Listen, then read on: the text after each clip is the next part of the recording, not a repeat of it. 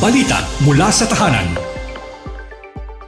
Magandang hapon, narito ang mga pinakamalalaking balita sa DMW itong nakalipas na linggo. 3 OFWs, wagi sa likhang global competition. Tinanghal na grand winner ng likhang Global Business Plan Competition ang DMW National Reintegration Center for OFWs, ang marketing manager na nakabase sa Qatar na si Marisol Amihan para sa kanyang business na Sustainable Farm Development at nag-uwi ng 700,000 pesos cash prize. Sa ginanap na awards night sa SMX Convention Center sa Pasay City na December 15, wagi din bilang first runner-up si Catherine Espiriti, isang domestic worker mula sa Kuwait dahil sa kanyang growth racing at nag-uwi ng 500,000 pesos. Habang second runner-up naman ang operator mula sa Czech Republic na si Jimmy Chavez para sa business proposal na production ng pure at fruit-flavored distilled Nipa palm wine. Umabot sa 38 OFW finalists ang lumipad mula sa kanilang host countries patungo sa Pilipinas at nakilahok sa 5 araw na aktibidad ng NRCO, kabilang ang educational tour, business at stock exchange seminars hanggang sa mapili na magwagi. Pinuri na Secretary Hans Leo J. Kakdak ang mga nagwagi at mga kalahok sa pagtukoy na hindi lang ang mga dedicated at professional workers ang mga OFWs, kundi ang mga matatalino at likas na mga negosyante rin. Para naman kay Binibining Teresita TC, ang keynote speaker sa awarding ceremony, sa mamamagitan ng mga programa tulad ng likha at kolaborasyon ng mga gobyerno at pribadong sektor, makakalikha ng mga bagong henerasyon ng mga negosyanteng OFWs na sa pamamagitan ng kanilang mga negosyo ay makakabuo ng mga trabaho sa sariling bansa.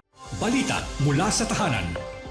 PBBM at First Lady pinangunahan ng 2025 Presidential Pamaskong Salubong para sa OFWs. Pinangunahan ni Pangulong Ferdinand R. Marcos Jr. at First Lady Liza Araneta Marcos ang 2025 Presidential Pamaskong Salubong para sa mga OFWs sa NAIA Terminal 3 noong Disyembre 16. Kasabay nito ang pagpapasinaya ng mga bagong pasilidad ng paliparan para sa mas maayos at makataong serbisyo sa mga pasahero. Kabilang sa sinalubong ng first couple ang OFW hero na si Rodora Alcaraz Tunyaka na kinilala sa kabayanihang ipinamalas nang iligtas niya ang isang sanggol at isang matanda sa sunog sa Hong Kong. Namahagi rin ng pamaskong regalo ang mga ahensya ng pamahalaan sa ilalim ng Bagong Bayani ng Mundo OFW Servisyo Caravan. Tatagal ang pamaskong salubong hanggang ikalawang linggo ng Enero 2026 bilang patunay ng tuloy-tuloy na malasakit ng pamahalaan sa mga OFW at kanilang pamilya.